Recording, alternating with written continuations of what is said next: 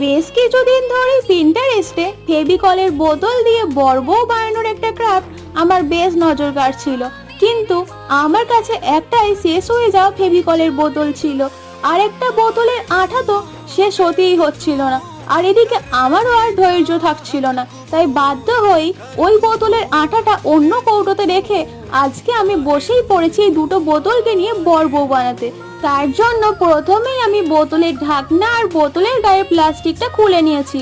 এরপর moulded clay দিয়ে বর্বয়ের মুখ, হাত আর মাথায় ছোট ছোট দুটো টোপর বানিয়ে নিয়েছি। এরপর এটা আমি ড্রাই হওয়ার জন্য একদিন ছেড়ে দিয়েছিলাম। একদিন পর চলো কালারটা করে নিই। প্রথমেই তো আমি সাদা বেস কোট লাগিয়ে নিয়েছি। এরপর আমি বইয়ের শাড়িটা চলো পরিয়ে দিই। শাড়িটা আমি লাল আর সবুজের মধ্যে রেখেছি, আর বরের ড্রেসটা রেখেছি হলুদ আর লালের মধ্যে। এরপর আমি বর বইয়ের চোখ মুখগুলো এঁকে নিয়েছি, আর সবশেষে বইয়ের জুয়েলারিগুলো একটু গোল্ডেন টাচ দিয়ে দিয়েছি।